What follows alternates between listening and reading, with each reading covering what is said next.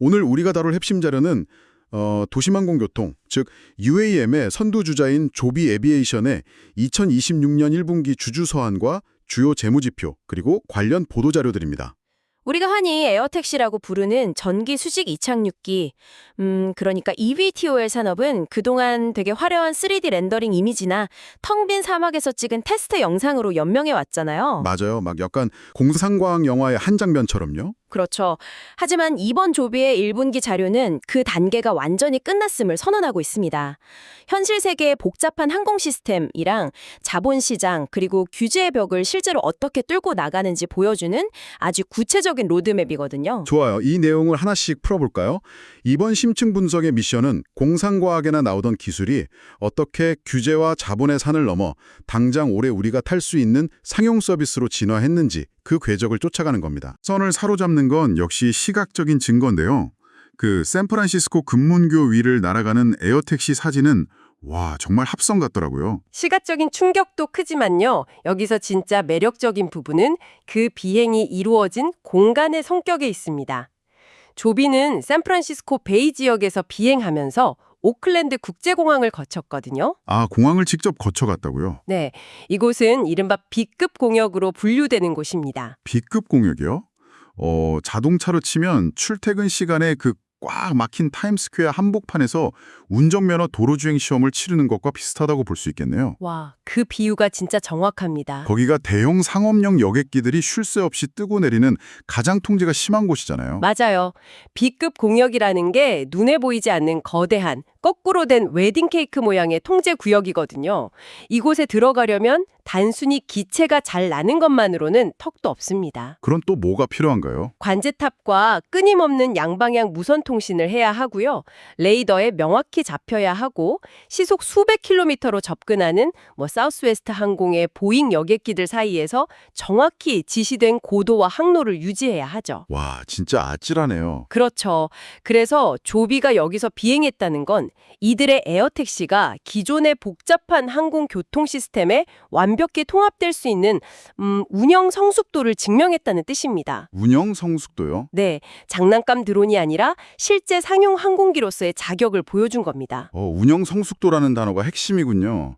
사실 그 성숙도는 뉴욕 비행에서도 증명됐잖아요. 네, 맞습니다. 자유의 여신상을 선회하고 JFK 공항에서 출발해서 다운타운 스카이포트 같은 맨해튼 한복판의 헬리패드로 직접 날아가는 그 지점 간 비행을 성공시켰죠.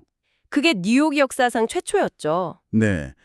근데 여기서 좀 의문이 듭니다. 사진으로 보기엔 정말 대단하지만 이게 대규모 상용화 인프라가 완벽히 준비되었다는 뜻인가요?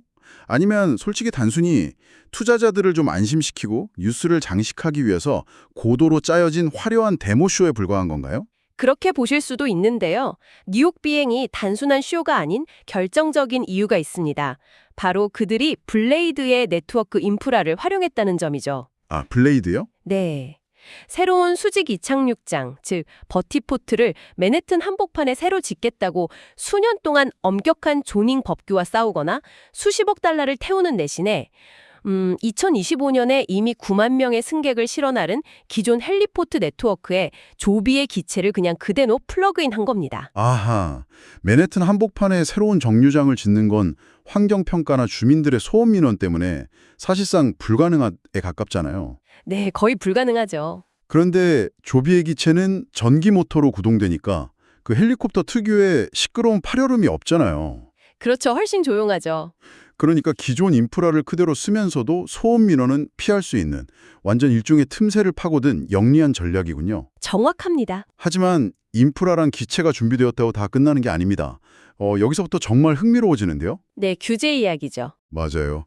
기체가 아무리 훌륭해도 규제 기관의 허락 없이는 단 한 명의 승객도 태울 수 없으니까요. 그런데 이번 주주 서한을 보면 조비가 백악관이 지원하는 eVTOL 통합 파일럿 프로그램 이른바 EIPP에 선정되면서 2026년 상용화의 문을 열었습니다. 네, 플로리다, 뉴욕, 뉴저지, 텍사스 등 무려 11개 주를 아우르는 5개의 지원 사업에 선정되었죠.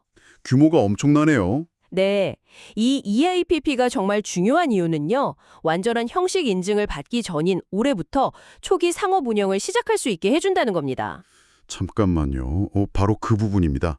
아무리 정부 주도 프로그램이라지만 FAA의 최종 형식 인증이 떨어지기도 전에 실제 도시 상공에서 운영을 시작하게 해준다는 건 솔직히 좀 무섭게 들리거든요. 충분히 그렇게 느끼실 수 있습니다. 혁신이라는 명목으로 정부나 안전 기준을 타협하거나 아니면 기업의 편의에 맞춰서 규제의 문턱을 확 낮춰주는 건 아닌가요? 우리 머리 위로 날아다니는 쇳덩어리의 안전을 대체 어떻게 확신합니까? 이걸 더 큰 그림과 연결해 본다면 EIPP가 안전을 타협하는 것이 절대 아님을 알 수 있습니다. 전통적인 항공 규제는 철저히 순차적이었거든요. 순차적이요? 그러니까 하나 끝나면 다음 거 하고 이런 식인가요? 네, 맞아요. 비행기를 다 만들고 수년에 걸쳐서 인증을 받습니다. 그게 끝나면 이제 교통부가 나서서 어디로 날아다닐지 인프라와 공역을 짜는데 또 수년을 보내죠. 완전히 비효율적이죠. 아, 시간이 너무 오래 걸리겠네요. 그렇죠. 근데 이 IPP는 역사적으로 아주 이례적인 병렬 처리 방식입니다. FAA, 교통부, 그리고 지역 시장들이 한자리에 모여서 기체 인증을 심사하는 동시에 상공의 길을 열고 인프라 법규를 고치는 겁니다. 동시에 진행한다는 거군요. 네, 게다가 초기 상업 운영 예하구에서 청취자 여러분을 당장 내일 태우는 게 아니고요. 통제된 화물 노선이나 필수 의료진 수송 같은 걸 통해서 실시간으로 안전 데이터를 차곡차곡 쌓아가는 과정입니다. 아, 그러니까 행정적인 병목 현상을 없애서 시간을 단축하는 거지 물리적인 안전 테스트를 막 건너뛰는 게 아니라는 거군요. 네, 맞습니다. 실제로 FAA 인증 과정 자체는 전혀 느슨해지지 않았어요. 주비는 이번 1분기에 TIA, 즉 형식 검사 인가를 위한 첫 번째 기체 비행을 성공했거든요. TIA가 정확히 어떤 의미가 있죠? TIA는 FAA가 이렇게 말하는 것과 같습니다. 너희 기체의 설계가 종이 위에서는 충분히 안전해 보이니 이제 우리 연방 소속 조종사들이 직접 타서 벼랑 끝까지 몰아붙이는 테스트를 시작하겠다. 진짜 실전 테스트네요. 네, 아주 결정적인 마일스톤이죠. 게다가 테스트 데이터랑 결과가 기준을 충족하는지 확인하는 SR3 감사도 성공적으로 마쳤고요. 그러니까 규제 당국이 단순히 서류 검토를 넘어서 직접 기체에 올라타는 단계까지 왔다는 거네요. 자, 규제의 청신호와 기술력은 확인했습니다. 하지만 하드웨어를 진짜 양산한다는 건 완전히 다른 차원의 게임이잖아요. 그럼요. 엄청난 자본이 필요하죠. 네, 막대한 자본을 땔감으로 태워야 하는 일이죠. 자연스럽게 조비의 재무 성적표로 넘어가게 되는데요. 1분기 매출이 2,400만 달러로 시장 컨센서스였던 3,800만 달러를 무려 6배 이상 상회했습니다. 네, 승객을 아직 한 명도 태우지 않은 회사가 어떻게 2,400만 달러를 벌었을까요? 그러게요. 대체 어디서 돈이 나온 거죠? 이건 전부 미 국방부와의 계약이나 정부의 기술 마일스톤 달성에 따른 수익입니다. 상용화 전에 이미 군이나 정부로부터 이 기술의 가치를 현금으로 인정받고 있다는 아주 명확한 뜻이죠. 와, 정부 돈이라니 확실하네요. 하지만 제가 정말 주목한 건 매출이 아니라 현금 보유고입니다. 네, 그 부분이 핵심이죠. 3월 31일 기준으로 현금 및 단기 투자 자산이 무려 25억 달러, 한화로 약 3조 3천억 원에 달합니다. 조비를 보면 실리콘밸리 스타트업의 민첩성을 가졌으면서 동시에 대형 레거시 항공사의 은행 잔고를 가진 기업이란 생각이 들어요. 그 25억 달러가 사실 지금 조비를 버티게 하는 유일한 생명줄입니다. 이번 분기에 1억 1천만 달러의 순손실을 냈고요. 조정 이비타 손실만 1억 7,900만 달러에 달하니까요. 아, 적자 폭도 엄청나네요. 여기서 제가 청취자 여러분을 대신해서 아주 날카롭게 짚고 넘어가고 싶습니다. 하드웨어 제조업에서는 연구개발을 끝내고 공장을 지어서 양산으로 넘어가는 이 끔찍한 시기를 흔히 죽음의 계곡이라고 부르잖아요. 네, 많은 스타트업이 거기서 무너지죠. 1억 7,900만 달러의 이비타 손실, 그러니까 영업활동에서 이만큼의 막대한 현금이 빠져나갔다는 건데 이게 단순히 돈을 허공에 날리는 게 아니라면 조비의 이 막대한 자금력이 왜 다른 경쟁사들이 넘볼 수 없는 결정적인 해자가 되는 건가요? 이비타 손실이라는 단어 뒤에 숨어있는 실제 행동을 봐야 합니다.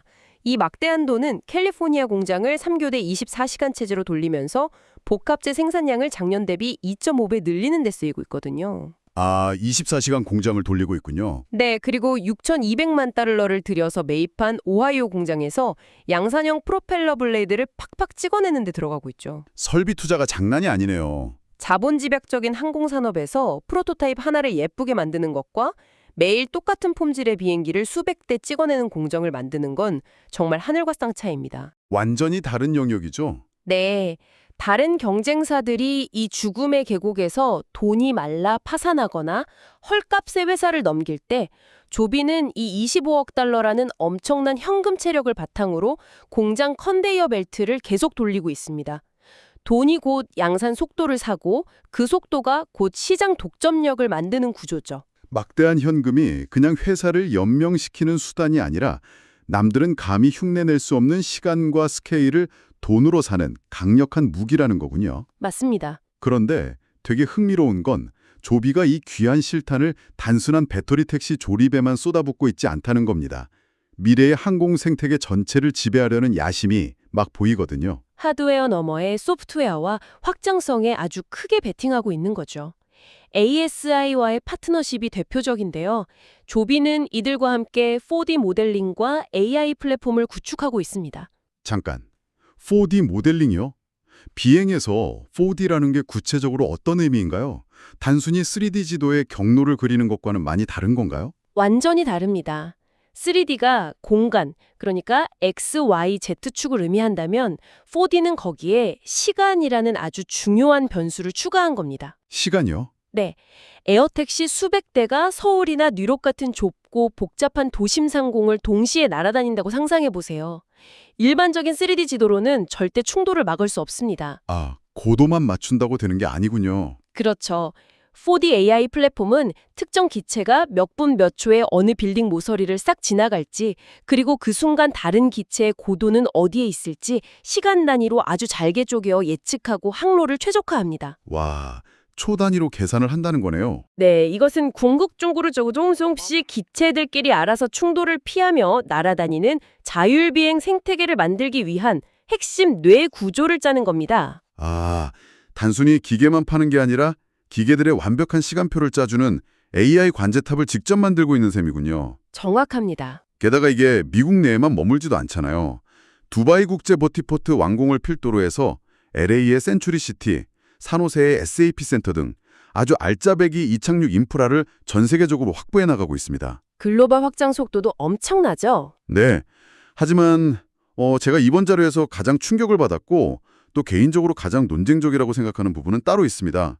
바로 터빈 전기 하이브리드 VTOL의 비행 성공입니다. 아, 이번 분기의 가장 핵심적인 반전이죠. 기존의 순수 배터리 플랫폼에 화석연료를 쓰는 가스터빈을 결합해서 파트너사인 L3 해리스와 함께 미 육군을 상대로 비행을 시연했잖아요. 네, 성공적으로 마쳤죠. 그래서 이 모든 게 우리에게 어떤 의미가 있을까요? 저는 이 지점을 좀 깊게 파고들어야겠습니다. 네, 아주 중요한 포인트입니다. 조비는 그동안 우리는 친환경이다, 배기가스 제로다, 도심에서 이웃을 방해하지 않는 조용한 비행을 한다고 엄청나게 주장해 왔습니다.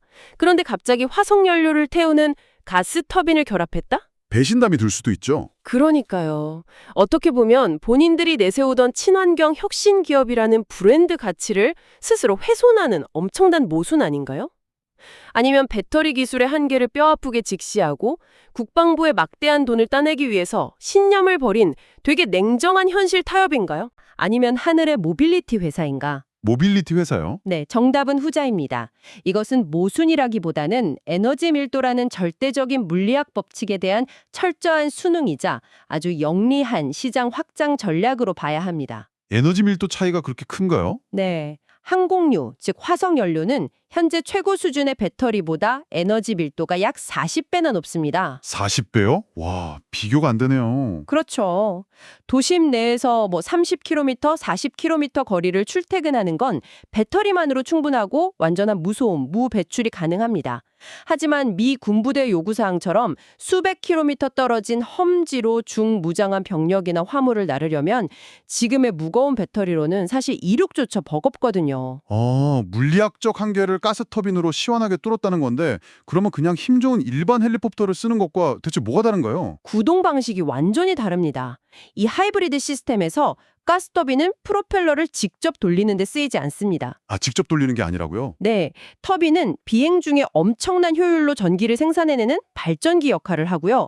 그 전기가 배터리를 실시간으로 충전하면서 전기 모터를 돌리는 겁니다. 아, 하늘을 나는 발전소 같은 개념이군요. 맞습니다. 덕분에 헬리콥터 특유의 복잡한 기계적 결함이나 엄청난 소음을 획기적으로 피하면서도 항속 거리와 탑재량을 비약적으로 늘릴 수 있죠. 대단하네요. 이 하이브리드 기체의 성공은 조비가 단순한 도심 출퇴근용 택시를 넘어서 국방, 대규모 화물 운송, 심지어 도시와 도시를 잇는 중장거리 비행까지 모두 장악할 수 있는 다목적 모빌리티 플랫폼으로 진화했음을 증명하는 겁니다.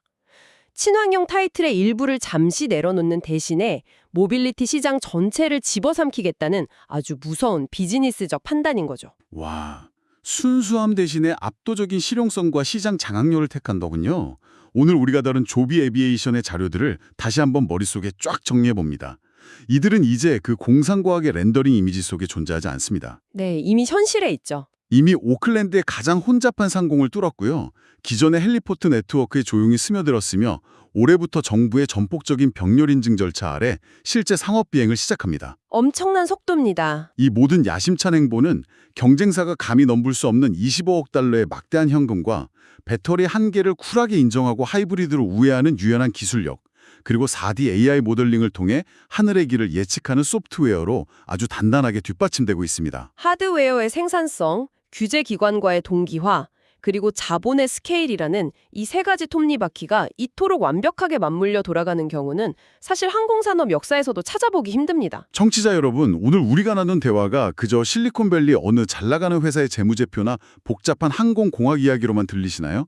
결코 그렇지 않습니다.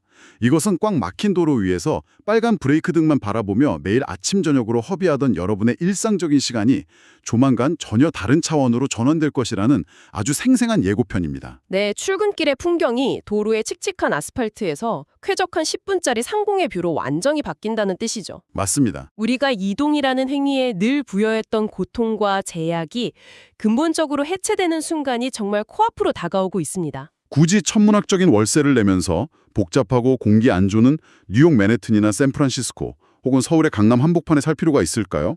전혀 없을 것 같은데요. 수백 킬로미터 떨어진 맑은 공기와 호수가 있는 아름다운 숲속집에서 조비의 조용한 에어택시를 타고 단 15분 만에 도심의 사무실로 쾌적하게 출퇴근하는 시대가 온다면 말입니다. 우리가 수백 년 동안 굳건하게 믿어왔던 부동산의 지형과 살고 싶은 도시의 개념 자체가 완전히 붕괴하고 새로운 차원으로 재편되지 않을까요? 충분히 가능한 미래입니다. 다음번 꽉 막힌 다리 위에서 운전대를 잡고 하늘을 올려다보실 때 한 번쯤 상상해 보시기 바랍니다. 여러분이 진짜 살고 싶은 곳은 어딘지 말이죠. 오늘 심층 분석은 여기까지입니다. 계속해서 호기심을 가지고 세상을 탐구하세요.